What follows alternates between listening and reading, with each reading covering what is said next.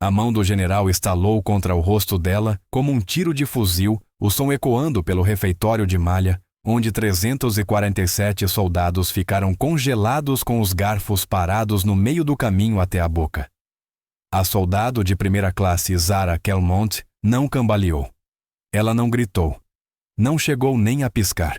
Apenas virou a cabeça de volta devagar para encarar o general Augustus Thorne, com a bochecha ardendo de vermelha com a marca da mão dele, e disse 5 palavras que o perseguiriam pelo resto da carreira.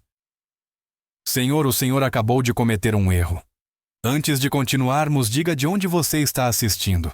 E se essa história mexer com você, certifique-se de estar inscrito no canal, porque amanhã eu guardei algo ainda mais especial para você.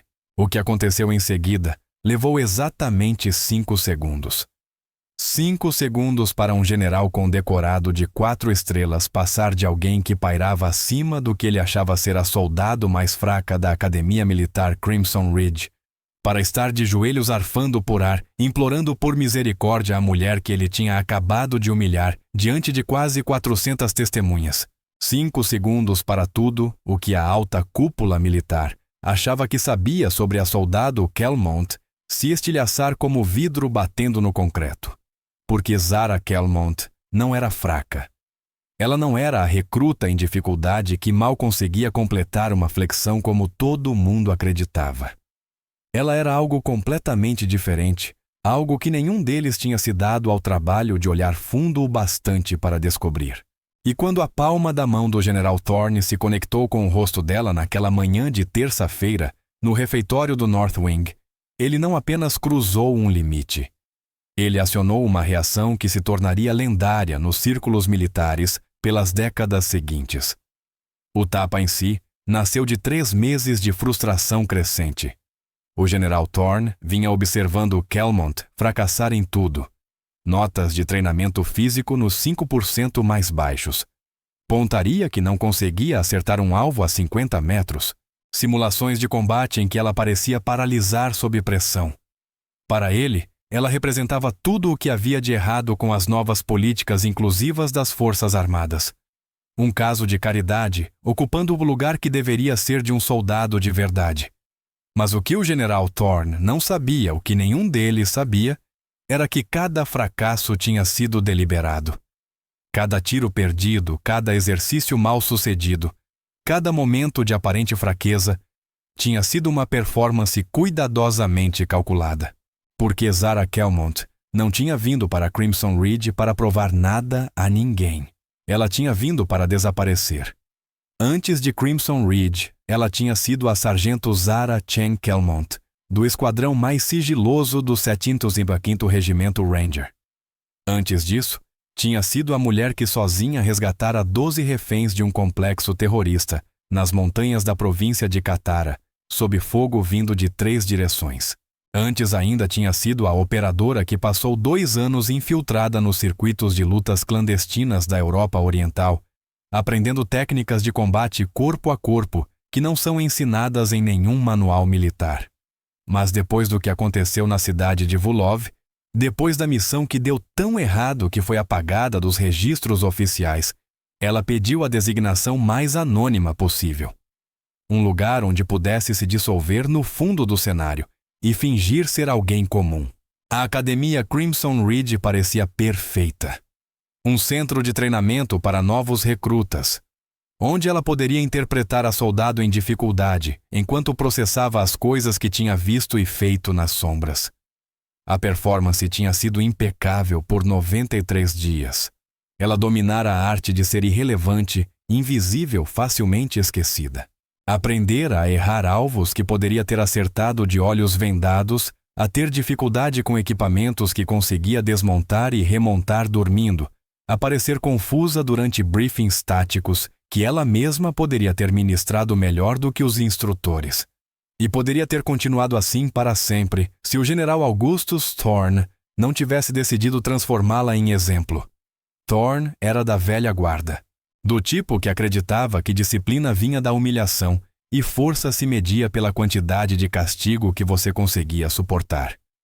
Ele vinha rondando Kelmont há semanas como um predador, fazendo comentários sobre o desempenho dela diante de outros recrutas, atribuindo-lhe tarefas extras projetadas para quebrar seu espírito, pressionando e pressionando e pressionando, até que ela ou desistisse ou provasse que merecia estar ali.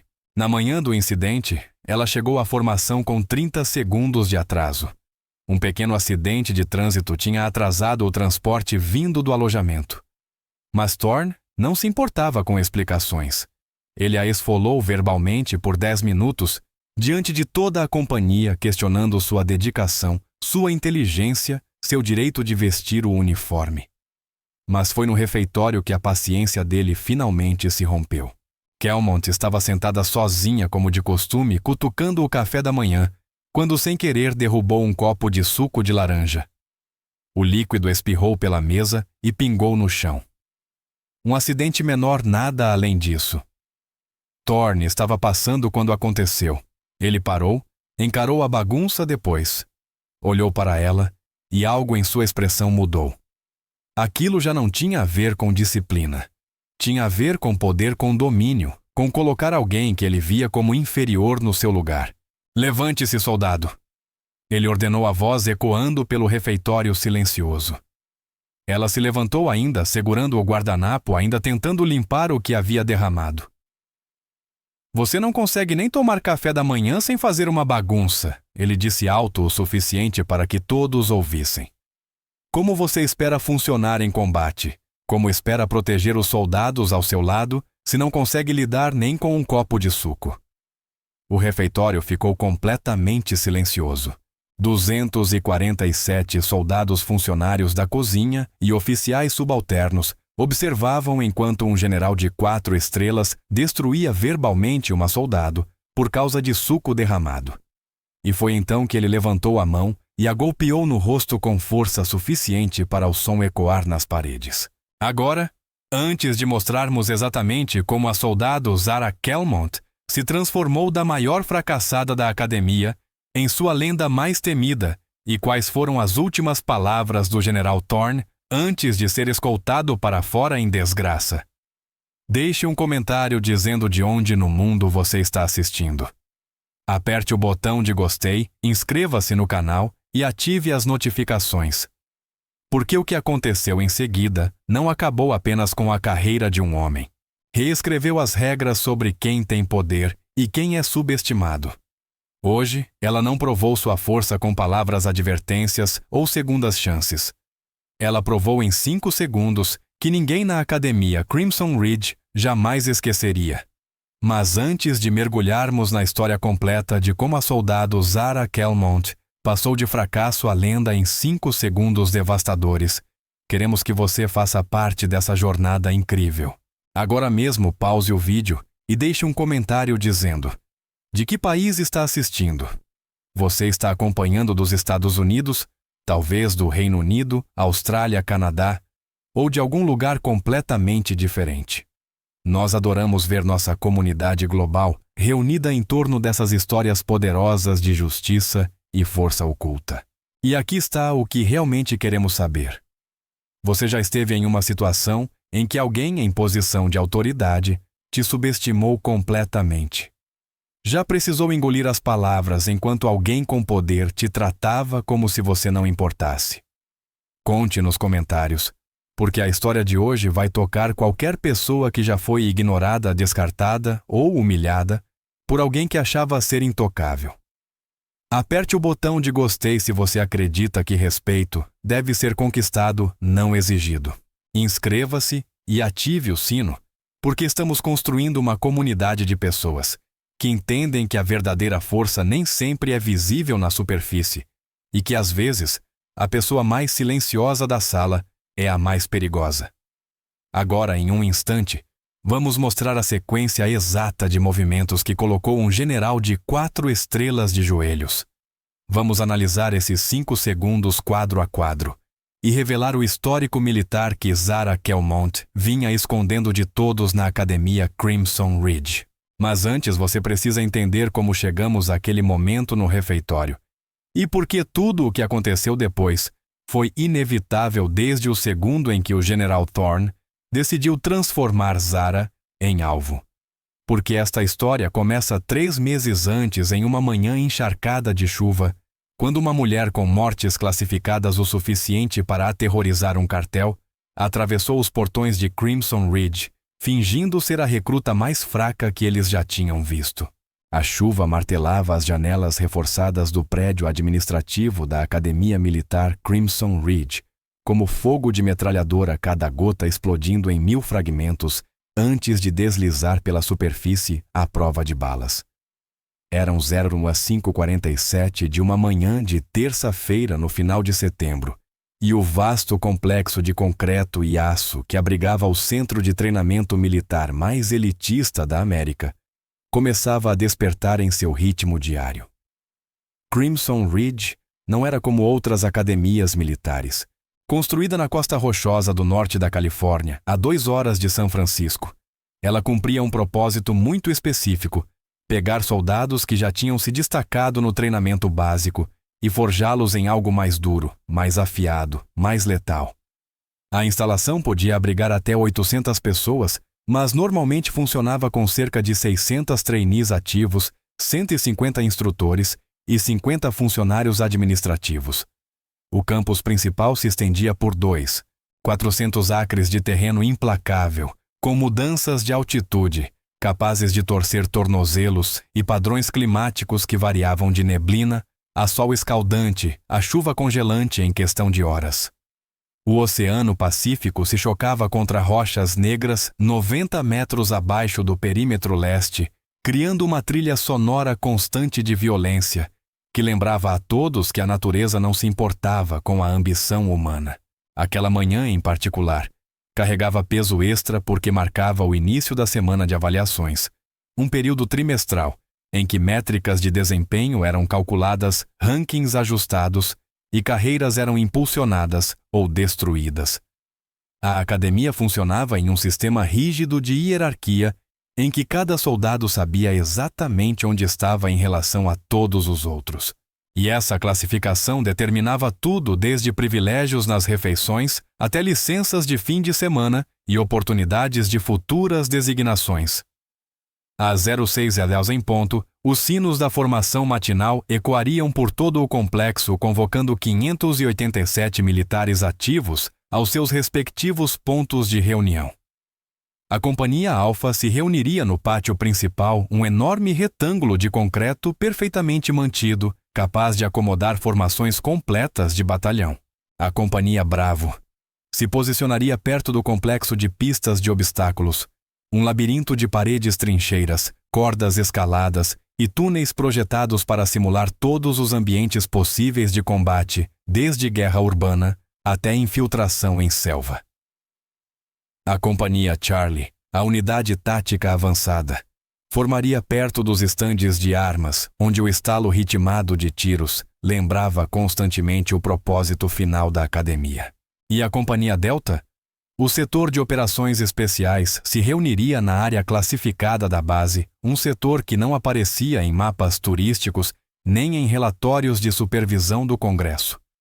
O sistema climático que se aproximava do Pacífico vinha sendo monitorado por 3 dias, trazendo uma chuva persistente que transformaria exercícios de treinamento de desafiadores para perigosos. As pistas de obstáculos se tornariam poços de lama. As cordas ficariam escorregadias. Os estandes de tiro testariam a pontaria dos soldados sob condições que imitavam combate real, onde visibilidade perfeita era um luxo que nenhum soldado podia esperar. Mas o clima era apenas mais uma variável em Crimson Ridge. O lema da academia, gravado em granito negro acima da entrada principal, dizia: "A adversidade revela o caráter." Cada exercício, cada avaliação, cada momento de treinamento era projetado com esse princípio: empurrar os soldados para além da zona de conforto, além dos limites percebidos, além do que pensavam ser possível, e descobrir do que realmente eram feitos. A equipe administrativa estava trabalhando desde 04:30, preparando pacotes de avaliação, atualizando cronogramas de treinamento e coordenando com a equipe médica que ficaria de prontidão durante toda a semana. Lesões eram comuns durante a semana de avaliações, ossos quebrados, ligamentos rompidos, concussões e fraturas por estresse eram vistos como o custo inevitável de produzir soldados de elite. A instalação médica de Crimson Ridge estava equipada para lidar com tudo, exceto cirurgias maiores, e havia evacuação por helicóptero disponível para o Hospital Geral de São Francisco em casos mais sérios. A coronel Sandra Voss, comandante da academia, havia revisado o cronograma da semana 3 vezes antes de aprová-lo. 22 módulos de avaliação distintos, cada um projetado para testar um aspecto diferente da competência militar. Padrões de aptidão física 40% acima das exigências do exército regular. Testes de pontaria que exigiam precisão sob condições de estresse, capazes de destruir atiradores civis. Simulações táticas que exigiam decisões em frações de segundo, sob circunstâncias em que escolhas erradas levariam a baixas simuladas. A equipe da cozinha estava preparando o café da manhã desde a 040, cozinhando para quase 600 pessoas, incluindo dietas que variavam do padrão militar até planos nutricionais especializados para soldados em programas de condicionamento máximo. O refeitório de Crimson Ridge tinha capacidade para 400 pessoas simultaneamente, com linhas de serviço projetadas para eficiência e preparação alimentar, que atendia às demandas calóricas de soldados que queimavam entre 4.000 e 6.000 calorias por dia. Patrulhas de segurança caminhavam pelo perímetro desde a meia-noite, verificando cercas, monitorando sensores eletrônicos e mantendo o isolamento que mantinha os métodos de treinamento de Crimson Ridge classificados. A academia operava sob uma autorização especial, que permitia técnicas de treinamento e padrões de avaliação não aprovados para bases militares regulares. O que acontecia em Crimson Ridge permanecia em Crimson Ridge, e esse sigilo era mantido por pessoal que compreendia que suas próprias carreiras dependiam de absoluta discrição. A garagem tinha 47 veículos prontos para os exercícios do dia, desde Humvees padrão até veículos especiais para todo o terreno, usados em missões de reconhecimento. O arsenal havia sido inventariado e trancado, contendo desde carabinas M4 comuns até sistemas de precisão utilizados por atiradores de elite que custavam mais do que o salário anual de muitas pessoas. No Centro de Comunicações Técnicos, monitoravam frequências de rádio e links via satélite que conectavam Crimson Ridge a instalações militares ao redor do mundo. Os cenários de treinamento frequentemente incluíam fluxos de inteligência em tempo real e coordenação com operações militares ativas, borrando a linha entre simulação e suporte de combate real. E no escritório de registros classificados, trancado atrás de portas de segurança, que exigiam 3 códigos diferentes, arquivos de pessoal, continham informações que jamais apareceriam em registros militares públicos, detalhes sobre antecedentes de soldados, avaliações psicológicas e históricos, de missões classificadas que determinavam quem era selecionado para Crimson Ridge e quem era enviado para funções militares regulares. Esse era o mundo que moldaria os eventos da semana de avaliação, um ambiente de panela de pressão, onde os menores erros podiam encerrar carreiras e os maiores desempenhos podiam lançar lendas. Os freios dos caminhões de transporte chiavam ao parar diante do prédio de processamento Delta, e 23 novos recrutas desceram para o asfalto molhado, com os movimentos incertos de soldados entrando em território desconhecido. A maioria carregava consigo a postura confiante de quem já havia se provado no treinamento básico e em escolas especializadas. Caminhavam com o queixo erguido, ombros para trás, prontos para demonstrar que pertenciam ao centro de treinamento mais elitista da América. Mas uma figura se movia de maneira diferente. A soldado de primeira classe Zara Kelmont foi a última a descer do caminhão, seus movimentos cautelosos, quase hesitantes. Tinha 26 anos, embora sua papelada a registrasse como 24, com cabelo castanho avermelhado, na altura dos ombros, sempre preso atrás das orelhas, e olhos verde-acinzentados que pareciam captar tudo sem revelar nada. Com 1,68 e 58 kg, ela parecia quase frágil entre os outros soldados, a maioria selecionada para Crimson Ridge, com base em métricas físicas excepcionais. Seu uniforme pendia levemente em sua silhueta, sugerindo alguém que não se encaixava plenamente no físico militar padrão. A etiqueta no peito trazia o sobrenome Kelmont, em letras pretas regulamentares, e a insígnia indicava que ela era uma das militares mais júniores do novo grupo. As botas estavam devidamente engraxadas, mas mostravam sinais de uso intenso, e ela carregava o saco de lona com as duas mãos, em vez de jogá-lo despreocupadamente sobre um ombro como os demais faziam.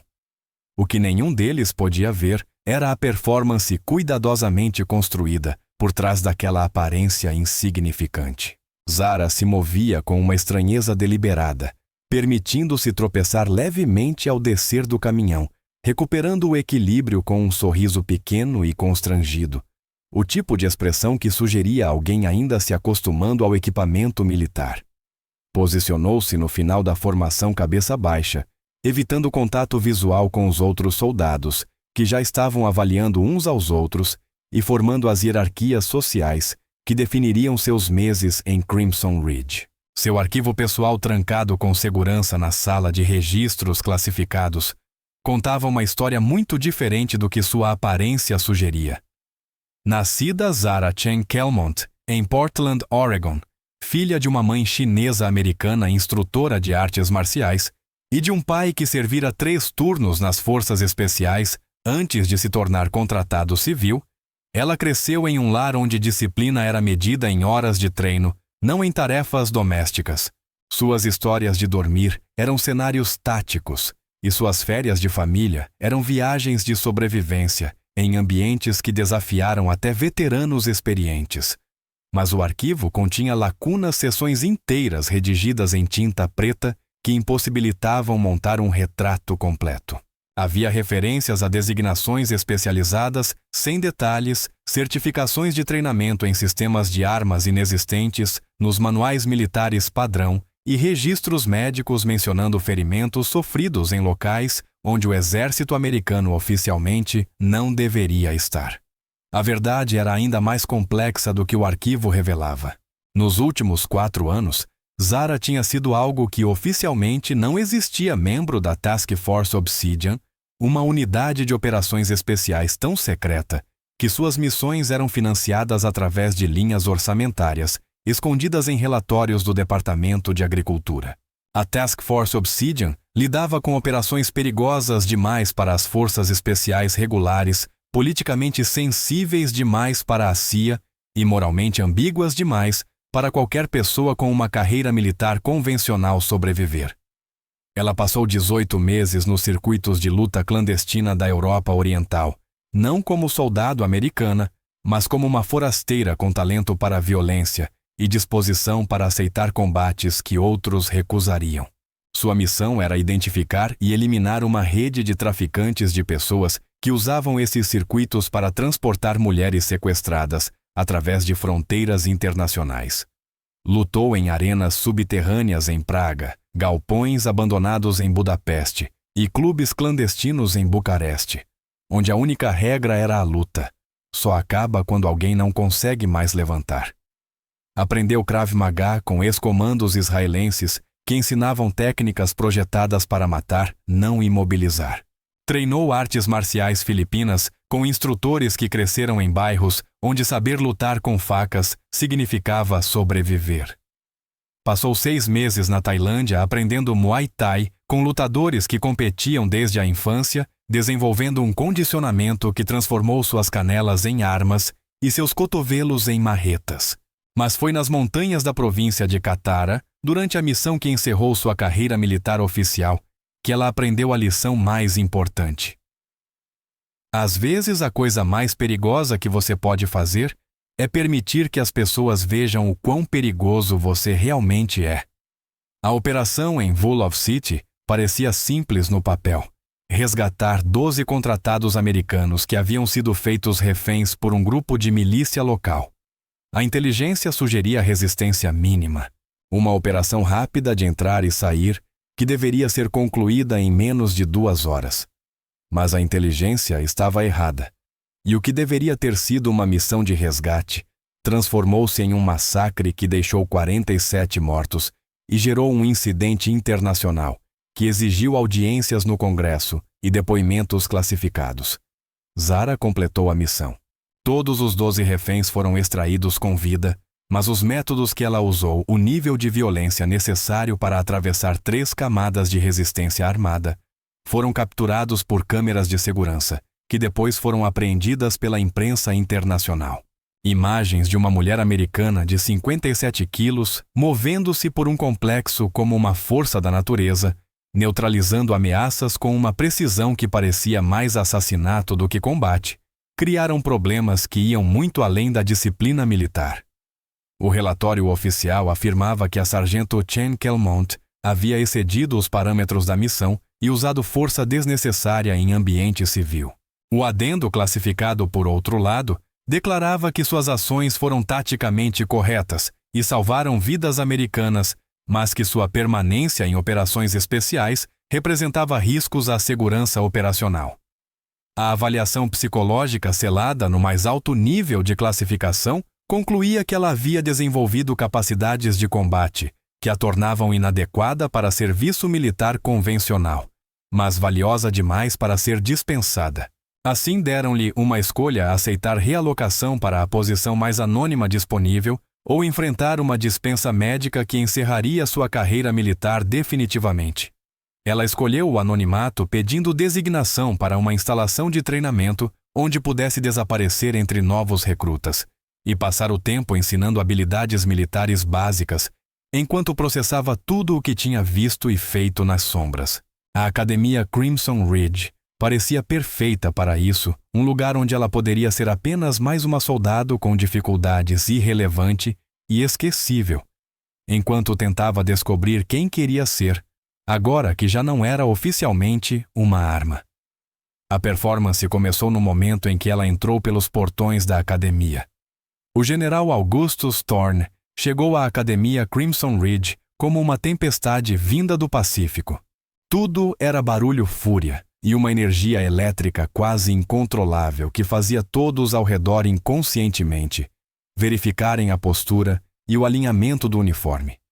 Aos 54 anos, ele media 1,99 mm com ombros largos e peito de tonel, o tipo de físico que sugeria uma vida inteira acreditando que domínio físico era a base de todo o poder. Seu uniforme estava impecável, da maneira que só décadas de disciplina militar podem produzir cada vinco afiado o bastante para cortar papel cada medalha e cada fita posicionadas com precisão matemática. 4 estrelas brilhavam em sua gola cada uma, representando um nível de autoridade que a maioria dos soldados jamais veria de perto. Seu cabelo grisalho era cortado em um fade militar severo que não mudara em 30 anos, e seus olhos azul pálidos tinham a frieza calculadora de alguém que passou a carreira tomando decisões sobre a vida de outras pessoas sem perder o sono por isso. Thorne havia construído sua reputação sobre o que o exército chamava com eufemismo de princípios de liderança à moda antiga. Ele acreditava que soldados eram forjados pela adversidade, que conforto criava fraqueza e que o foco moderno no bem-estar psicológico e em acomodações individuais estava produzindo uma geração de guerreiros macios demais para combate real. Suas unidades produziam soldados com disciplina excepcional e obediência inquestionável, mas também geravam taxas anormalmente altas de dispensas médicas, solicitações de aconselhamento psicológico e reclamações anônimas a comissões de supervisão militar. Ele veio a Crimson Ridge como parte de uma inspeção trimestral oficialmente designada como uma avaliação rotineira de padrões de treinamento e gestão da instalação. Mas todos da Coronel Voss, até os funcionários da cozinha, sabiam que aquela visita era sobre outra coisa. Audiências recentes no Congresso levantaram dúvidas sobre métodos de treinamento em instalações militares de elite e rumores de cortes orçamentários rondavam programas como Crimson Ridge, caso não apresentassem resultados mensuráveis. A presença de Thorne era ao mesmo tempo uma validação da importância da academia e um aviso de que seu futuro dependia da avaliação dele. Ele observaria exercícios de treinamento, revisaria métricas de desempenho e conduziria entrevistas pessoais com instrutores e recrutas. Seu relatório final determinaria se Crimson Ridge continuaria operando com seu atual nível de autonomia e financiamento, ou se seria submetida ao tipo de supervisão e regulamentação que destruiu outros programas especializados. A comitiva do general incluía 3 oficiais subalternos, cuja responsabilidade principal era documentar tudo para o relatório oficial de inspeção, além de um contratado civil do Departamento de Defesa, especializado em análise de eficiência e treinamento. Mas apenas a opinião de Thorne importava, e todos em Crimson Ridge compreendiam que suas carreiras poderiam ser feitas ou destruídas com base nas impressões que ele formasse durante aquela visita de 3 dias. Ele vinha percorrendo a instalação desde o amanhecer, fazendo anotações em uma pasta de couro que carregava para todos os lados, fazendo perguntas incisivas sobre protocolos de treinamento, manutenção de equipamentos e gestão de pessoal. Seu estilo de inspeção era minucioso e implacável, o tipo de avaliação que detecta detalhes que outros oficiais ignorariam e expõe fraquezas cuidadosamente escondidas durante supervisões rotineiras.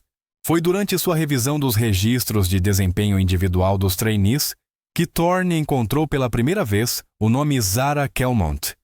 O arquivo dela era preocupante. Pontuações de aptidão física consistentemente entre os 10% mais baixos da turma. Avaliações de tiro que mostravam alguma melhora ao longo do tempo, mas ainda assim ficavam abaixo dos padrões da academia. Exercícios de simulação de combate, nos quais ela frequentemente apresentava desempenho fraco, sob pressão, tomando decisões táticas que resultariam em baixas reais numa operação de verdade. Mas o que incomodou Thorne mais do que o desempenho ruim foram os padrões que ele detectou nos relatórios escritos pelos instrutores dela. Comentários como mostra potencial de melhoria e demonstra boa atitude, apesar dos desafios continua trabalhando duro, apesar dos contratempos. Era o tipo de linguagem que para Thorne sugeria que os instrutores estavam inventando desculpas para suas falhas em vez de responsabilizá-la de acordo com os padrões militares. Para ele, a soldado Kelmont representava tudo o que havia de errado na abordagem moderna de gestão de pessoal no exército. Em vez de reconhecer que ela não tinha capacidades necessárias para um serviço militar de elite e recomendá-la para uma designação mais apropriada à academia, aparentemente estava investindo tempo e recursos em alguém que jamais alcançaria o nível esperado de um graduado de Crimson Ridge. Ele fez uma anotação para observar pessoalmente seu desempenho durante os exercícios de treinamento ao vivo, agendados para o 2º dia de inspeção. Essa observação ocorreu durante uma simulação de combate na instalação de guerra urbana, uma cidade cenográfica construída com contêineres de transporte e madeira compensada, capaz de ser reconfigurada para simular diferentes ambientes. Zara havia sido designada a um esquadrão de 6 pessoas encarregado de limpar um edifício e extrair um refém simulado enquanto era alvejado por oponentes escondidos usando armas de paintball. Thorne posicionou-se em uma torre de observação que lhe dava visão completa do exercício, observando com binóculos enquanto o esquadrão avançava pela rota designada. Os outros 5 membros da equipe tiveram um desempenho competente, demonstrando a consciência tática e a movimentação coordenada que Crimson Ridge tinha como objetivo desenvolver. Mas Zara havia lutado visivelmente durante todo o exercício. Ela reagiu lentamente aos sinais manuais do líder de equipe. Hesitou ao cruzar áreas abertas sob fogo simulado e pareceu confusa durante a fase de limpeza do edifício. Quando o exercício terminou, seu esquadrão não conseguiu concluir a missão dentro do tempo estipulado, e a análise posterior revelou que erros de posicionamento dela contribuíram para 2 baixas simuladas. Ao observar seu desempenho, Thorne sentiu a frustração familiar crescendo em seu peito. Ele havia visto muitos soldados assim ao longo da carreira, pessoas que de alguma forma escaparam das peneiras iniciais e acabaram em posições onde sua inadequação colocava outros em risco. Em sua visão, A decisão mais bondosa nesses casos era identificar rapidamente as limitações do indivíduo e redirecioná-lo para funções onde pudesse contribuir sem comprometer a eficácia da missão. Mas o que realmente o irritava era a resposta observada dos instrutores e companheiros de Zara. Em vez de responsabilizá-la pelo fracasso da equipe, eles pareciam incentivá-la e sugerir oportunidades adicionais de treinamento, o tipo de acomodação que, na visão de Thorne, enfraquecia a cultura militar e criava confiança ilusória em pessoas que precisavam compreender suas limitações reais. Após o exercício, ele fez outra anotação em sua pasta: recomendar revisão imediata dos critérios de seleção de trainees e dos padrões de desempenho. Na mente dele, a soldado Kelmont havia se tornado um símbolo de falha institucional, que precisava ser corrigida direta e publicamente. O confronto entre eles começara a se tornar inevitável desde esse momento, embora nenhum dos dois percebesse ainda. A tensão começou a crescer durante as horas que antecederam o amanhecer no segundo dia de Thorne em Crimson Ridge, quando a formação matinal revelou o que ele considerava lapsos inaceitáveis de disciplina militar. 3 trainees haviam chegado 30 segundos atrasados devido a uma pequena pane no veículo que fazia o transporte desde os alojamentos, e entre eles estava a soldado Kelmont, aparentando a devida vergonha, porém não suficientemente abalada por ter falhado em cumprir um padrão básico de pontualidade. Thorne havia se posicionado de forma proeminente durante a formação, deixando claro que sua presença não era meramente observacional. Ele ficou à frente das companhias reunidas com as mãos cruzadas atrás das costas, seus olhos azul pálido vasculhando as fileiras com a precisão metódica de um predador, identificando fraquezas. O ar da manhã estava frio, carregado do cheiro de maresia e do diesel vindo da garagem de veículos, e sua respiração era visível em pequenas nuvens enquanto aguardava a Coronel Voss concluir o briefing matinal padrão. Quando a formação foi dispensada para o café da manhã, Thorne tomou uma decisão deliberada. Em vez de se juntar aos outros oficiais no refeitório privado reservado à equipe sênior, seguiu o fluxo de soldados rumo ao grande refeitório.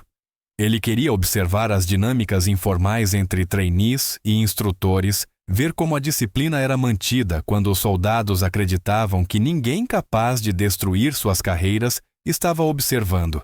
O que ele testemunhou durante a hora seguinte apenas reforçou sua convicção de que Crimson Ridge havia desenvolvido uma cultura de acomodação incompatível com a excelência militar. Ele viu trainees mais fortes carregando equipamentos para os mais fracos durante as transições entre áreas de treinamento. Observou instrutores oferecendo atenção individual e exercícios modificados para soldados que não conseguiam cumprir os padrões normais de desempenho. O mais preocupante de tudo foi o que parecia ser um sistema informal de apoio, no qual trainees bem-sucedidos ajudavam outros com dificuldades a completar tarefas que deveriam ser avaliações individuais de competência. A soldado Kelmont parecia estar no centro dessa dinâmica disfuncional. Durante uma sessão de manutenção de armas, Thorne observou 2 trainees ajudando-a em tarefas claramente projetadas para serem feitas individualmente. Durante um exercício de planejamento tático, viu membros da equipe fornecendo orientação que praticamente equivalia a fazer o trabalho por ela. E durante o treinamento físico, viu seu parceiro de exercícios diminuir deliberadamente o ritmo para acomodar suas evidentes limitações cardiovasculares. Cada incidente isoladamente era pequeno, mas juntos formavam uma imagem de falha institucional que ia muito além do desempenho fraco de uma única pessoa. Thorne começou a suspeitar que a reputação de Crimson Ridge, por produzir soldados de elite, havia sido artificialmente inflada por métodos de treinamento que priorizavam coesão de grupo em detrimento da responsabilidade individual. Ele registrou cada observação com detalhes, construindo o que pretendia ser um caso sólido para intervenção regulatória, algo que forçaria a academia a abandonar sua abordagem atual e adotar padrões mais alinhados à filosofia tradicional de treinamento militar. O ponto de ruptura veio durante um exercício demonstrativo à tarde concebido para exibir técnicas avançadas de medicina tática. O cenário envolvia tratar feridos em condições de combate com trainees precisando demonstrar tanto competência médica quanto consciência tática sob fogo inimigo simulado. Zara havia sido escolhida para demonstrar procedimentos básicos de triagem, uma escolha que Thorne imediatamente reconheceu como um erro pedagógico grave. Usar uma trainee com deficiências de desempenho documentadas para demonstrar habilidades críticas de salvamento de vidas enviava exatamente a mensagem errada sobre padrões e expectativas. Isso sugeria que competência era opcional, que esforço importava mais que resultados e que a academia estava mais interessada em elevar autoestima do que desenvolver capacidade real. Ele se posicionou de forma visível na área de observação, fazendo anotações enquanto Zara avançava pelo exercício com competência que parecia adequada, porém nada extraordinária. Ela demonstrou técnicas corretas de controle de sangramento, estabilização de fraturas e evacuação de feridos. Mas seus movimentos careciam da confiança e eficiência que Thorne esperava de soldados responsáveis por salvar vidas em combate real. Mais problemático ainda foi observar trainees e instrutores oferecendo comentários encorajadores e elogios, que Thorne considerou absurdamente exagerados em relação ao desempenho real dela, o tipo de aprovação que cria confiança ilusória e impede indivíduos de reconhecer a necessidade de treinamento adicional ou caminhos alternativos na carreira. Quando a demonstração terminou, Thorne abordou o instrutor responsável com o que pretendia ser uma crítica construtiva sobre os critérios de seleção do pessoal demonstrativo. Suas palavras foram diplomaticamente formuladas, mas deixavam claro que ele acreditava que a academia estava usando mal o tempo de treinamento ao apresentar soldados que não representavam os padrões que afirmava manter. A resposta do instrutor foi educadamente defensiva, explicando que a filosofia de Crimson Ridge enfatizava desenvolver potencial e não apenas exibir capacidade existente, e que dar a trainees com dificuldades a oportunidade de demonstrar competência em ambientes controlados fazia parte de uma abordagem educacional abrangente. Essa conversa cristalizou a convicção crescente de Thorne de que Crimson Ridge havia compreendido de forma fundamentalmente equivocada o propósito do treinamento militar. Em sua experiência, o objetivo era identificar e desenvolver soldados capazes de atuar sob as condições mais exigentes imagináveis, não fornecer experiências terapêuticas para indivíduos que precisavam de adaptações para cumprir padrões básicos. O padrão continuou ao longo da tarde com múltiplas situações que Thorne considerou compromissos inaceitáveis com o rigor do treinamento, em nome de políticas inclusivas que priorizavam sentimentos em vez de eficiência. Ao anoitecer, ele havia preenchido 17 páginas de sua pasta de couro, com exemplos específicos de falhas institucionais que pretendia destacar em seu relatório de inspeção. Mas foi durante a refeição informal da noite, quando ele mais uma vez optou por observar as interações dos trainees, em vez de jantar com o alto escalão que sua frustração finalmente alcançou, um nível que tornava difícil manter a compostura profissional. Ele observava Zara atravessar o refeitório lotado com os mesmos movimentos hesitantes e incertos que haviam marcado seu desempenho durante o dia, quando ela acidentalmente derrubou um copo de suco de laranja ao alcançar alguns guardanapos extras. O incidente era trivial, o tipo de pequena desatenção que ocorre dezenas de vezes por dia em qualquer instalação militar. Mas naquele momento, vendo-a se atrapalhar com os materiais de limpeza, enquanto outros trainees ofereciam a ajuda de que ela claramente precisava, Thorne viu um microcosmo perfeito de tudo o que estava errado com a cultura militar moderna. Aqui estava uma soldado que não conseguia completar tarefas básicas, sem ajuda, sendo tratada como se suas limitações fossem aceitáveis, em vez de desqualificantes, em uma instituição cuja missão era formar os guerreiros mais capazes da América. A raiva que estava se acumulando ao longo da inspeção finalmente encontrou um foco, e Thorne tomou uma decisão que definiria o restante de sua carreira militar. O suco de laranja se espalhou pela mesa de metal, em uma lenta onda âmbar, escorrendo pela borda, em um gotejar constante que parecia absurdamente alto No silêncio repentino que tomou a área ao redor, Zara encarou a poça crescente por um momento, seu rosto mostrando a frustração constrangida de alguém que acaba de atrair atenção indesejada em um ambiente onde todos já observavam demais. Ela pegou seu guardanapo, percebeu que já estava encharcado e começou a procurar materiais adicionais para limpar.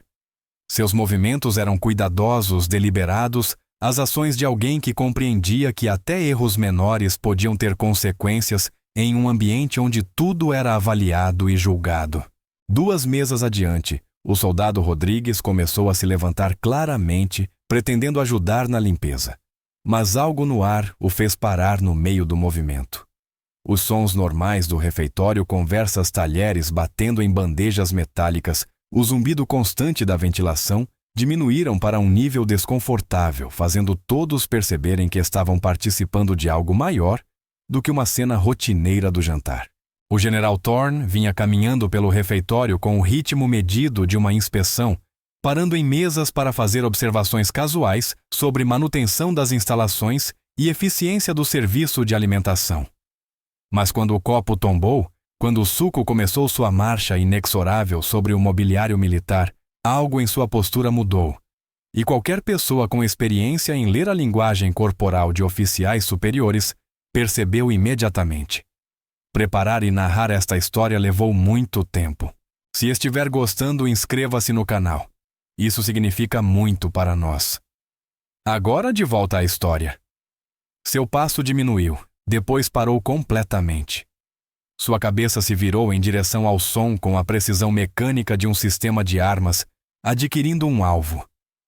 Sua mandíbula se contraiu de um modo que sugeria a transição de observação profissional para julgamento pessoal, o instante em que preocupações institucionais abstratas se concentraram em um indivíduo específico. Ele ficou imóvel por vários segundos, observando Zara tentar conter o derramamento com materiais inadequados, seus olhos azul pálido seguindo cada movimento dela com uma intensidade que fez o pessoal próximo ajustar inconscientemente postura e comportamento. A pasta de couro em sua mão esquerda permanecia fechada, mas sua mão direita deslizou para a altura do quadril, uma posição que qualquer militar reconheceria como um sinal de impaciência mal contida. O silêncio se expandiu a partir da posição dele, como ondas em um lago conforme conversas desapareceram, e a atenção coletiva começou a se concentrar no drama que se desenrolava. As 347 pessoas no recinto gradualmente perceberam que algo significativo estava acontecendo, embora a maioria ainda não pudesse identificar exatamente o que havia desencadeado a mudança na atmosfera. Zara havia encontrado guardanapos adicionais e trabalhava metodicamente para limpar o derramamento.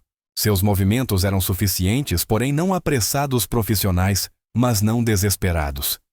Ela parecia alheia à atenção crescente que o acidente atraíra, concentrada inteiramente na tarefa prática de restaurar o ambiente ao estado anterior.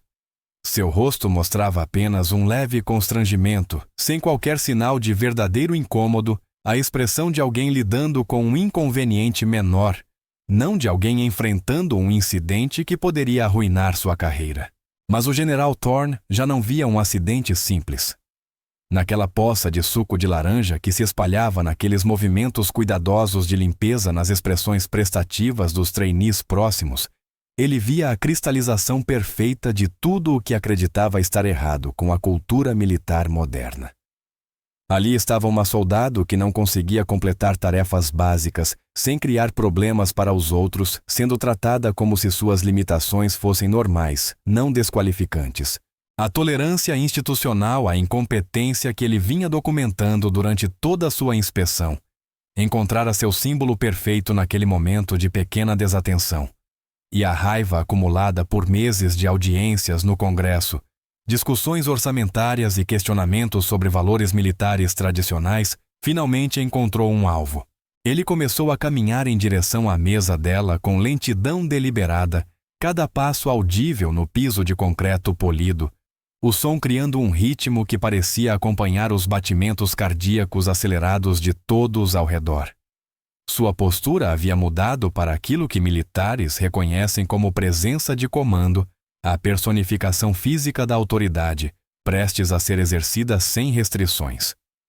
As conversas no refeitório continuaram a desaparecer, enquanto sua aproximação se tornava impossível de ignorar. Funcionários da cozinha interromperam suas tarefas para observar. Oficiais juniores em mesas distantes giraram em suas cadeiras para ter uma melhor visão do que estava prestes a acontecer. O caos habitual do refeitório militar transformou-se gradualmente em algo parecido com uma inspeção formal, com todos inconscientemente se organizando como espectadores de um evento cujo significado ainda não compreendiam. Zara estava quase terminando de limpar o derramamento, quando percebeu os passos que se aproximavam. Ela ergueu os olhos rapidamente, viu as 4 estrelas na gola de Thorne e imediatamente assumiu uma postura mais formal, ainda que continuasse a limpar. Sua expressão permaneceu calma e respeitosa, demonstrando deferência apropriada sem sinal de pânico. A voz de Thorne cortou o restante do ruído ambiente como uma lâmina fria, afiada e clara o suficiente para alcançar todos os cantos do refeitório. A única palavra impregnada de autoridade incontestável funcionou como uma ordem que exigia atenção imediata, independentemente do que mais estivesse acontecendo. Zara largou os guardanapos molhados e ficou em posição de sentido ao lado da mesa. Sua postura estava correta, porém, não rígida. Seus olhos focados em um ponto ligeiramente acima e à direita do ombro de Thorne, conforme o protocolo militar ao se dirigir a um superior. Seu rosto mostrava compostura adequada, alerta, porém não defensiva, pronta para receber instruções ou correções. "Você não consegue nem tomar café da manhã sem fazer uma bagunça", disse Thorne, sua voz projetada para ecoar por toda a instalação, garantindo que cada pessoa no ambiente ouvisse suas palavras. O comentário foi entregue com a crueldade casual, de quem deixa claro que aquilo não era uma correção privada, mas um julgamento público destinado a causar impacto máximo. O refeitório ficou completamente silencioso. Até os funcionários da cozinha pararam, criando uma quietude antinatural em um espaço projetado para barulho e movimento. 247 pessoas prenderam a respiração, entendendo que estavam testemunhando algo que seria lembrado e discutido muito depois de os envolvidos seguirem para outras designações. A expressão de Zara não mudou, mas algo brilhou atrás dos olhos, uma microexpressão avaliatória, que durou menos de um segundo antes de desaparecer, substituída por disciplina militar controlada. Ela permaneceu em posição, aguardando a continuação do ataque verbal. Seu silêncio não era desafiador nem submisso, apenas profissional. "Como você espera funcionar em combate?", continuou Thorne, sua voz crescendo em volume e agressividade a cada palavra. "Como espera proteger os soldados ao seu lado, se não consegue lidar nem com um copo de suco?"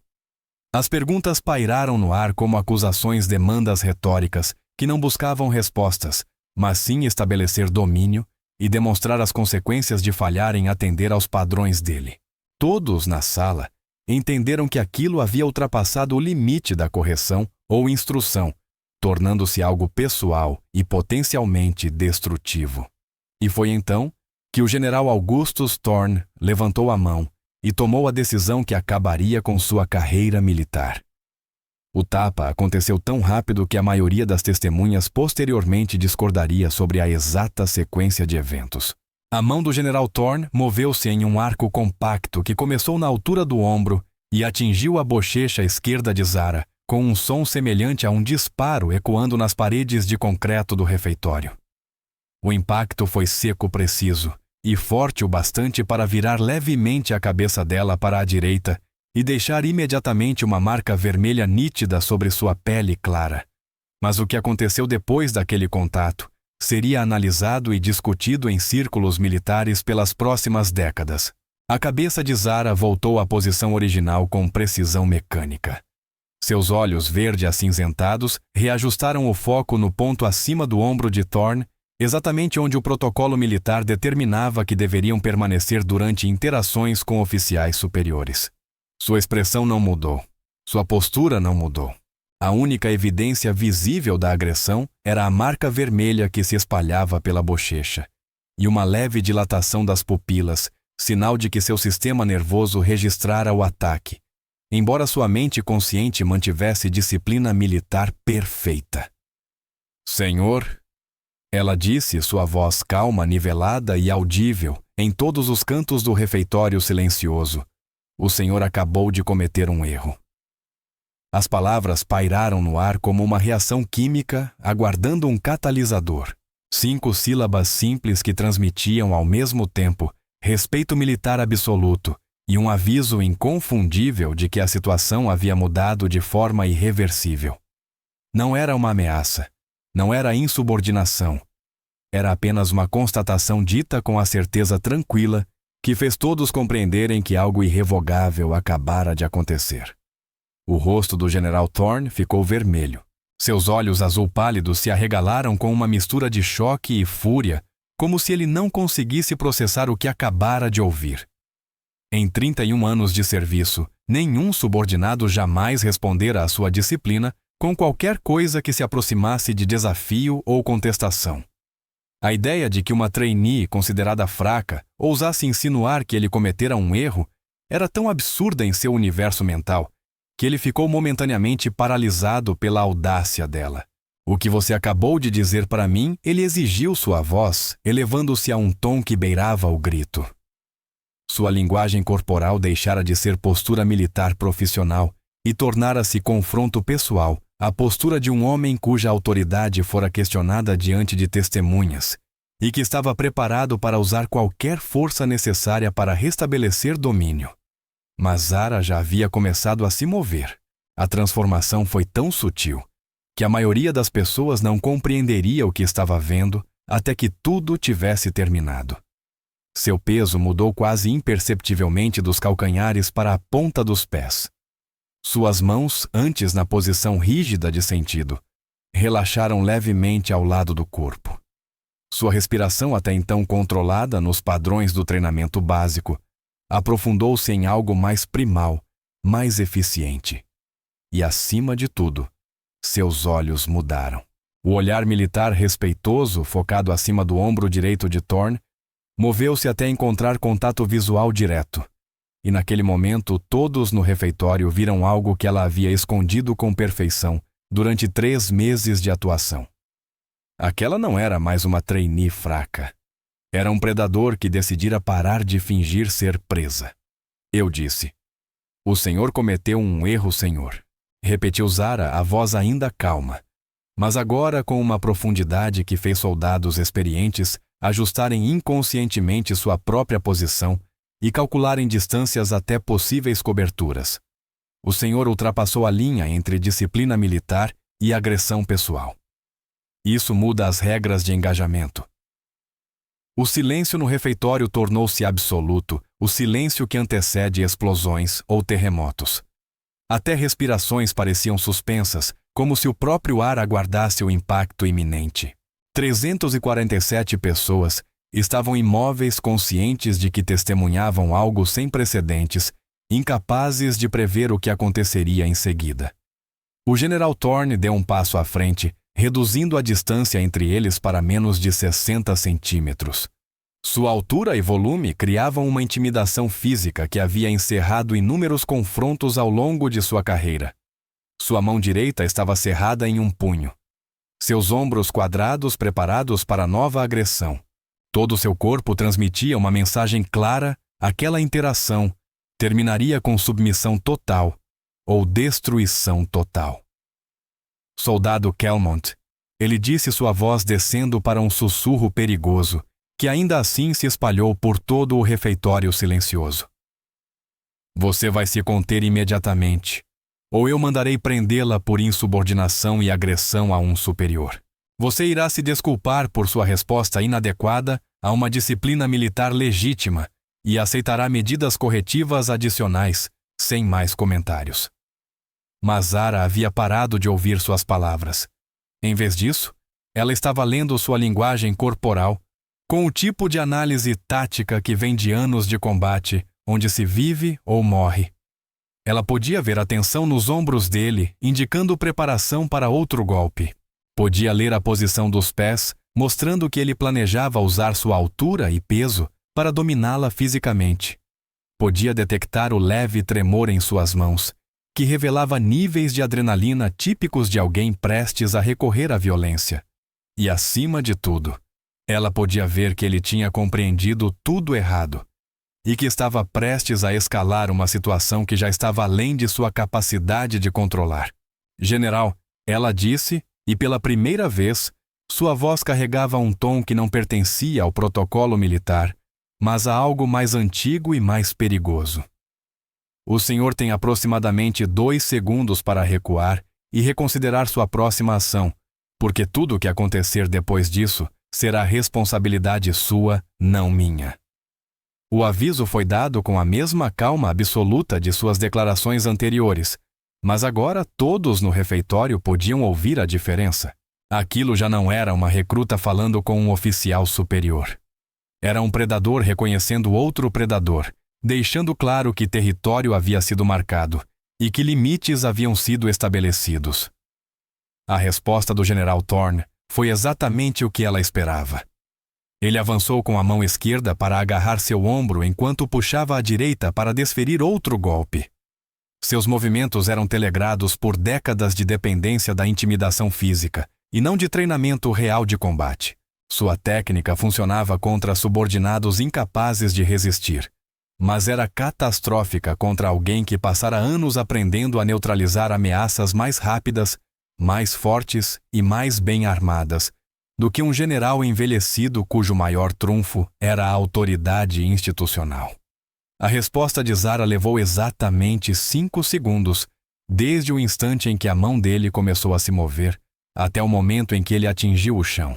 Mas aqueles 5 segundos continham mais precisão técnica, violência controlada e consequências devastadoras de carreira do que a maioria dos militares testemunhariam durante toda uma vida de serviço. O que ocorreu nesses 5 segundos seria dissecado quadro a quadro, em briefings classificados por meses, analisado por instrutores de combate que mal conseguiriam acreditar no que estavam vendo nas gravações de segurança e discutido em conversas sussurradas por soldados que entenderam que haviam testemunhado algo capaz de mudar para sempre a forma como o exército enxergava capacidades ocultas e limitações presumidas. O primeiro segundo pertenceu à autoconfiança do General Thorne. Sua mão esquerda avançou para o ombro de Zara com a autoridade casual de alguém que jamais enfrentara resistência real ao seu domínio físico. Seu movimento era telegráfico, do tipo que funciona apenas contra subordinados contidos pela disciplina e pelo medo de consequências. Simultaneamente, sua mão direita recuava, preparando outro tapa que em sua mente restauraria sua autoridade e encerraria aquele desafio sem precedentes ao seu poder. Mas a resposta de Zara começou antes que sua mão tocasse nela. Ela transferiu o peso para o pé esquerdo, enquanto girava o torso no sentido anti-horário. Um movimento tão suave e econômico que parecia quase um ajuste natural de postura, e não o início de um contra-ataque devastador. O giro fez a mão dele passar direto pelo espaço onde deveria estar seu ombro, levando seu centro de gravidade para a frente, desequilibrando-o. O segundo segundo foi pura biomecânica. Com o peso de Thorne avançando, a mão direita de Zara subiu em um arco estreito, interceptando o pulso estendido dele. Mas em vez de bloquear ou repelir o movimento, ela o guiou usando o próprio impulso dele para acentuar o desequilíbrio, enquanto avançava para sua linha central agora exposta. Seu aperto no pulso era preciso polegar, e dedos posicionados para controlar a articulação e aplicar uma alavanca que tornava qualquer resistência impossível sem quebrar ossos. Ao mesmo tempo, sua mão esquerda moveu-se para o cotovelo direito dele, não para golpear, mas para controlar, redirecionando a energia do segundo tapa planejado, para uma posição que travou o braço dele contra o próprio corpo. O efeito combinado prendeu ambos os braços em ângulos incapazes de gerar força, ao mesmo tempo em que usava o movimento dele próprio para comprometer completamente sua base. O terceiro segundo demonstrou por que a força-tarefa Obsidian a havia recrutado das operações especiais convencionais. Com os braços de Thorne controlados e seu equilíbrio totalmente comprometido, Zara executou um golpe de quadril que era perfeito, um exemplo absoluto de alavancagem e timing aplicado com rigor técnico. Ela girou os quadris sob o centro de gravidade dele, enquanto mantinha controle sobre seus braços presos, usando o próprio peso corporal do general como força principal para derrubá-lo. Mas aquilo não era um exercício de treinamento em que o objetivo era demonstrar técnica sem causar dano. Aquilo era sobrevivência. E a aplicação do golpe por Zara fora projetada para encerrar a ameaça de forma imediata e definitiva. Em vez de guiá-lo ao chão de maneira controlada, ela acelerou a queda, adicionando sua própria força ao peso dele para garantir impacto máximo contra o piso de concreto. O quarto segundo foi o som que todos no refeitório lembrariam pelo resto de suas carreiras militares. O corpo do general Thorne atingiu o concreto polido com um baque úmido, que pareceu impossivelmente alto no silêncio absoluto, o som de 230 libras de massa humana, encontrando uma superfície implacável em alta velocidade. Mas ainda mais perturbador foi o som secundário que veio logo em seguida, um suspiro estrangulado que começou como tentativa de grito e terminou como luta desesperada por ar. Zara mantivera controle do braço esquerdo dele durante todo o movimento, e quando o corpo dele atingiu o chão, ela aplicou uma chave articular que hiperestendeu o ombro enquanto posicionava simultaneamente o joelho contra o lado do pescoço dele. Não o bastante para causar dano permanente, mas suficiente para restringir o fluxo de sangue ao cérebro e dificultar a respiração.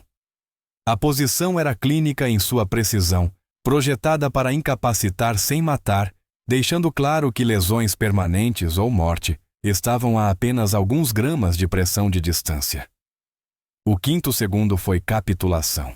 A mão direita do general Thorne, que momentos antes se preparava para golpeá-la, começou a bater freneticamente no chão de concreto, no sinal universal de rendição.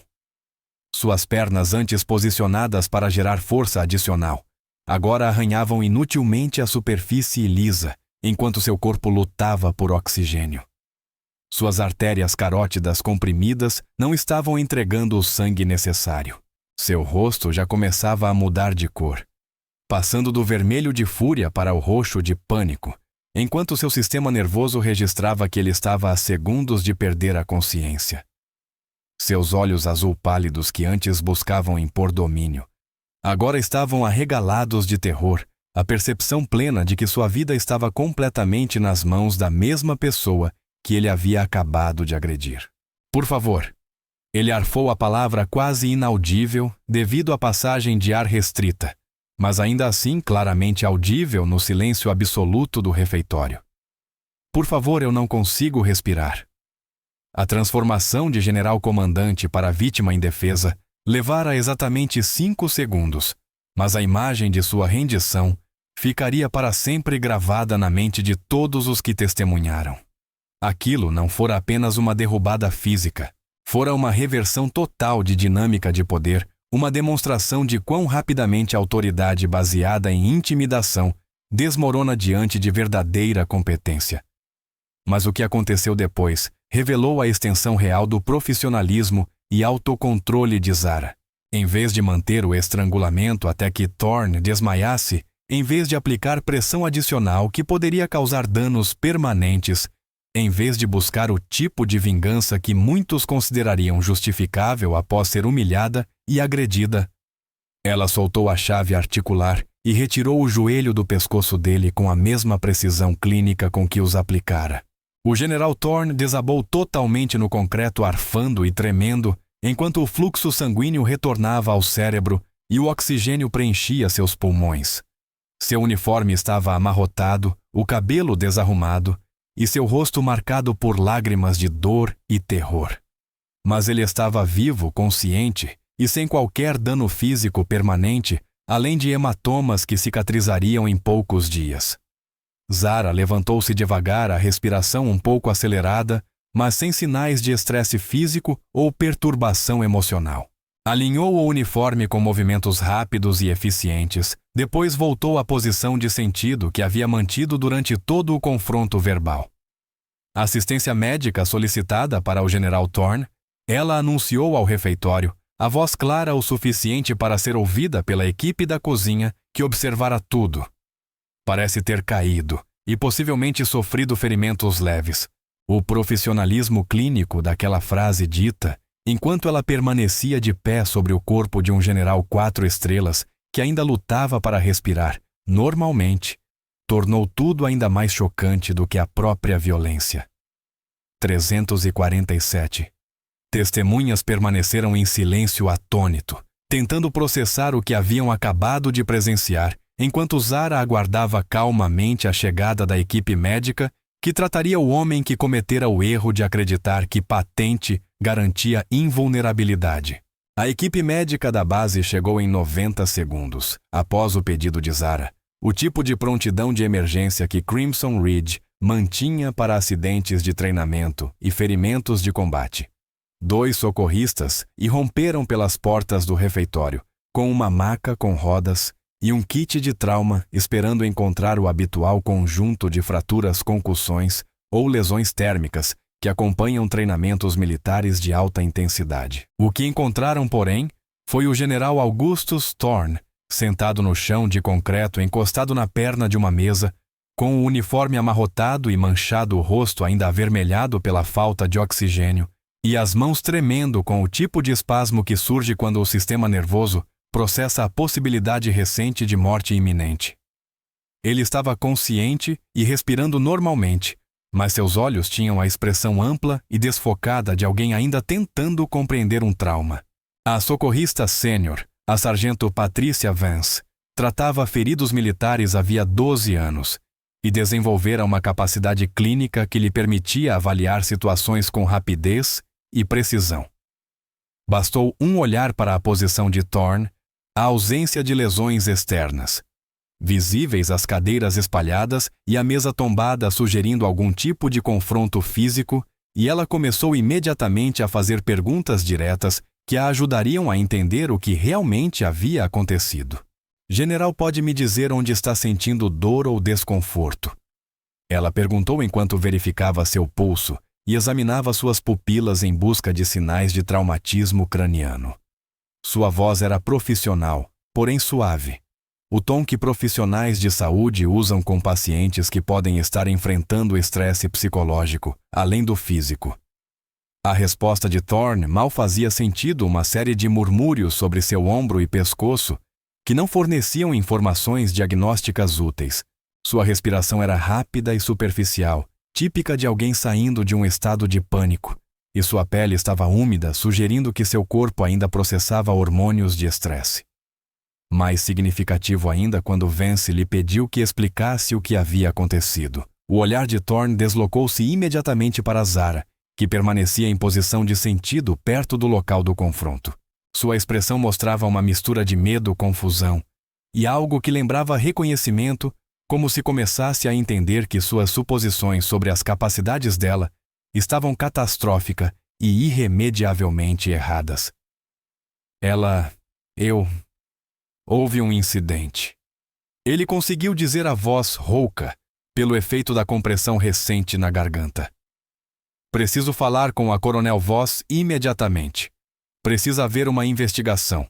Mas mesmo enquanto falava, Thorne parecia perceber que qualquer investigação exigiria explicar como um general 4 estrelas acabara no chão de um refeitório após um confronto com uma soldado júnior oficialmente considerada uma das recrutas mais fracas da academia.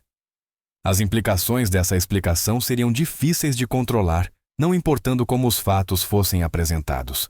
Enquanto a equipe médica continuava sua avaliação, a notícia do incidente se espalhava pela base com a velocidade característica do rumor militar. Em minutos, oficiais e graduados chegavam ao refeitório atraídos por relatos que variavam de descrições precisas a rumores elaborados envolvendo ataques terroristas ou acidentes de treinamento com múltiplas vítimas. A Coronel Voss apareceu 15 minutos após a chegada da equipe médica. Seu uniforme fora vestido às pressas, e sua expressão revelava a preocupação controlada de quem entende que crises de carreira podem surgir sem aviso. Ela analisou rapidamente o cenário, notou a posição do pessoal e do equipamento e iniciou o processo de contenção de danos que determinaria como o incidente seria documentado e relatado ao comando superior. Desobstruam o refeitório, ordenou sua voz ecoando pelo espaço. Todo o pessoal, exceto a equipe médica essencial e as testemunhas designadas, retornará imediatamente aos alojamentos. Esta área está agora sob controle administrativo até a conclusão da investigação preliminar. A evacuação foi eficiente e ordenada, mas Voss viu as expressões nos rostos que saíam e sabia que conter as informações seria virtualmente impossível. Testemunhas demais haviam visto demais, e os fatos básicos eram dramáticos demais para permanecerem ocultos, independentemente de classificações oficiais ou restrições de segurança. Quando o refeitório estava limpo, exceto pela equipe essencial, Voss aproximou-se de Zara, que permanecera em posição de sentido durante toda a resposta médica e evacuação. Seu uniforme continuava perfeitamente alinhado, sua postura regulada com precisão, e sua expressão transmitia a calma profissional de alguém aguardando o procedimento padrão, não de alguém que acabara de incapacitar fisicamente um general de 4 estrelas. Soldado Kelmont, disse Voss com voz cuidadosamente neutra. Preciso que você forneça um relato preliminar dos eventos ocorridos aqui. Este depoimento será registrado e poderá ser usado em investigações subsequentes. Você compreende, sim, senhora? Respondeu Zara a voz clara e firme. O general Thorne me golpeou no rosto durante o que parecia ser uma interação disciplinar. Quando ele se preparou para me golpear novamente, eu me defendi usando a força apropriada para neutralizar a ameaça. Em nenhum momento utilizei força excessiva, nem continuei qualquer ação defensiva após a ameaça ter sido neutralizada.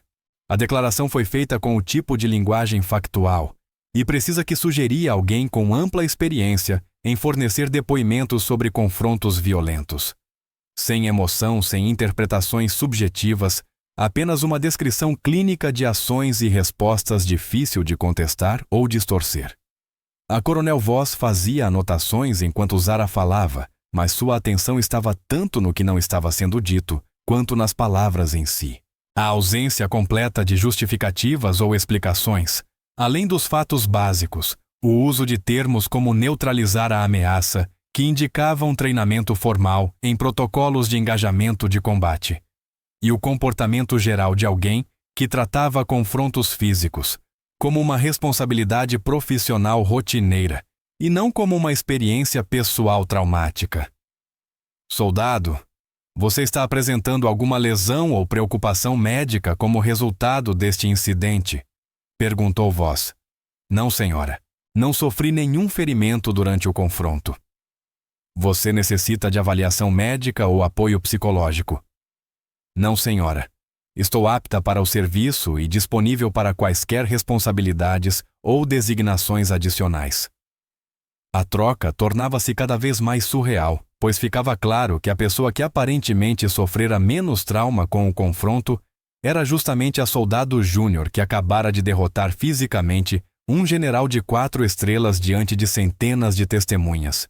Enquanto Thorne ainda era avaliado pela equipe médica e provavelmente precisaria de vários dias de recuperação, Zara parecia completamente intacta após um evento que deveria ter sido a experiência mais estressante de sua carreira militar. A Coronel Voss concluiu a entrevista preliminar e organizou para que Zara fosse escoltada a um alojamento seguro enquanto aguardavam a chegada dos investigadores do Comando Superior. Mas enquanto observava a jovem caminhar calmamente em direção à saída, mantendo postura militar perfeita, apesar de ter acabado de encerrar a carreira de um general Voss, começou a suspeitar que a investigação oficial revelaria muito mais perguntas do que respostas sobre quem realmente era a soldado Kelmont e como ela havia desenvolvido as capacidades que acabara de demonstrar. A investigação formal começaria em poucas horas, mas a verdadeira análise da história de Zara e das circunstâncias que a levaram a Crimson Ridge levaria meses para ser concluída e acabaria revelando conexões com programas classificados que a maioria dos oficiais militares nem estava autorizada a saber que existiam.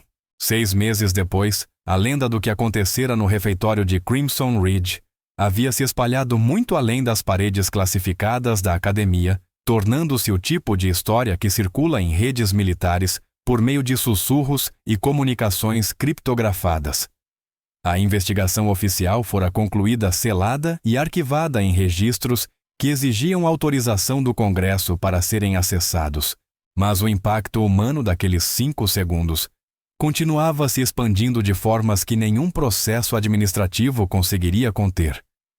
O general Augustus Thorne apresentou seu pedido de aposentadoria 36 horas após o incidente, citando questões de saúde e o desejo de passar mais tempo com a família. O registro oficial mostrava uma baixa honrosa com todos os benefícios, mas todos que importavam na liderança militar sabiam que sua carreira terminara no momento em que seu corpo atingiu o chão do refeitório diante de 347 testemunhas.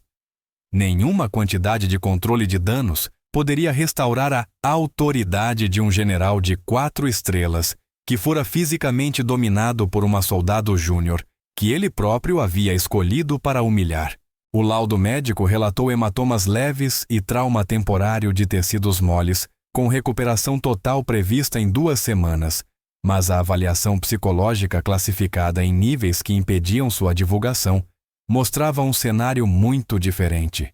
O encontro com alguém cujas capacidades ele havia compreendido de forma totalmente equivocada destruíra sua confiança em sua habilidade de avaliar ameaças e gerenciar situações de confronto. Ele passaria o resto da vida civil evitando conflitos e questionando pressupostos antes considerados inabaláveis. A soldado Zara Kelmont desapareceu da Academia Crimson Ridge 48 horas após o incidente, transferida para uma designação tão classificada que sua nova unidade nem aparecia em bancos de dados militares oficiais. A história de cobertura indicava uma realocação rotineira para instalações de treinamento médico, mas quem conhecia operações classificadas reconheceu imediatamente os sinais de alguém sendo movido para missões que oficialmente não existiam. A verdade era mais complexa do que até mesmo os investigadores estavam autorizados a descobrir. Dentro de 6 horas, após o relatório preliminar da Coronel Voss chegar ao Pentágono, Zara recebeu uma comunicação segura da Task Force Obsidian, solicitando seu retorno imediato ao status operacional. O incidente em Crimson Ridge demonstrara que sua identidade de cobertura já não era sustentável, mas também provou que suas capacidades de combate permaneciam em nível máximo, apesar de meses de inatividade forçada. Sua nova designação a levaria de volta ao mundo de operações que não existiam no papel. Missões financiadas por linhas orçamentárias, escondidas em relatórios agrícolas e conflitos resolvidos por métodos que comitês de supervisão do Congresso não estavam autorizados a investigar. Mas desta vez, ela não estaria fingindo ser fraca, comum ou esquecível. Desta vez, ela seria exatamente o que sempre fora uma das pessoas mais perigosas que o exército americano já treinou. O impacto mais amplo sobre a Academia Crimson Ridge foi imediato e transformador. A Coronel Voss implementou novos protocolos de avaliação em 1 semana. Reconhecendo que seus métodos existentes eram inadequados para identificar pessoal cujas capacidades pudessem estar deliberadamente ocultas, a suposição de que desempenho fraco indicava potencial limitado foi substituída pelo reconhecimento de que alguns soldados podiam ter razões para esconder suas habilidades reais. Os métodos de treinamento foram revisados para considerar a possibilidade de que qualquer recruta individual pudesse possuir habilidades avançadas que não eram imediatamente aparentes. Instrutores receberam orientação adicional para identificar sinais de capacidades ocultas e novas ferramentas psicológicas foram desenvolvidas para detectar pessoal operando sob identidades falsas ou designações de cobertura. O refeitório onde a confrontação ocorrera tornou-se um santuário informal para a importância de nunca subestimar adversários em potencial. Novos recrutas eram instruídos sobre o incidente como parte de sua orientação, embora os detalhes fossem sanitizados para proteger informações classificadas sobre o histórico real de Zara. A lição enfatizada era simples suposições sobre capacidade com base em aparência ou desempenho inicial, podiam estar fatalmente erradas em ambientes operacionais. Mas a mudança mais significativa foi cultural. A arrogância casual que caracterizava interações entre oficiais superiores e recrutas com dificuldades foi substituída por uma postura mais cuidadosa, reconhecendo que a competência podia assumir formas não imediatamente percebidas.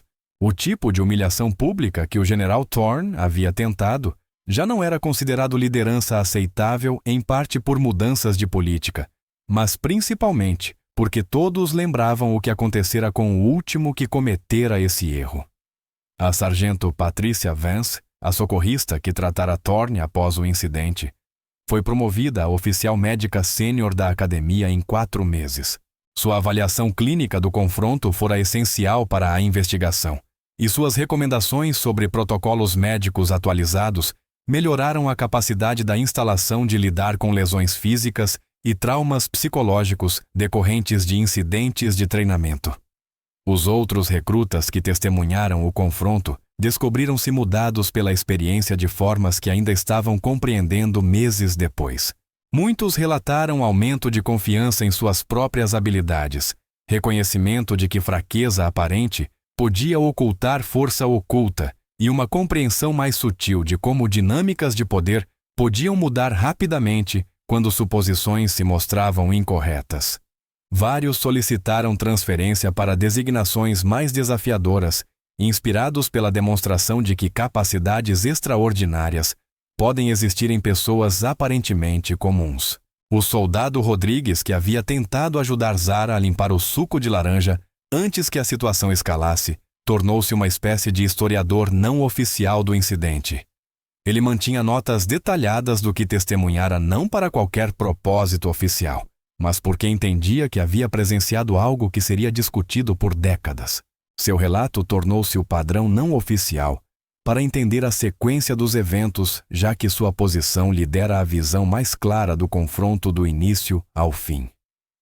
A mancha de suco de laranja fora limpa do piso de concreto dentro de poucas horas, mas a equipe de manutenção relatou que o pessoal continuava a pausar ao passar por aquela mesa, como se o espaço ainda carregasse algum vestígio do que ocorrera ali.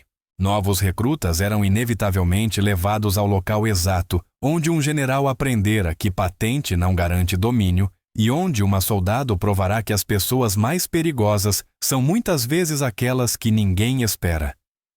O relatório final da investigação, classificado em níveis que garantiam que permaneceria selado por décadas, concluía com uma única recomendação que influenciaria a política de treinamento militar por muitos anos. Os protocolos de avaliação devem considerar a possibilidade de que as capacidades do pessoal possam ser intencionalmente ocultadas por motivos de segurança operacional. Métodos tradicionais de avaliação são inadequados para identificar indivíduos cuja competência tenha sido deliberadamente obscurecida.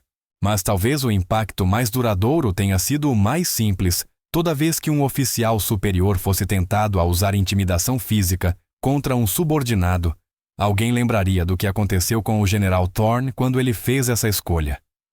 A história havia se tornado um aviso sobre os perigos de presumir que autoridade pode substituir capacidade real e sobre as consequências de subestimar pessoas que têm motivos para esconder sua verdadeira força.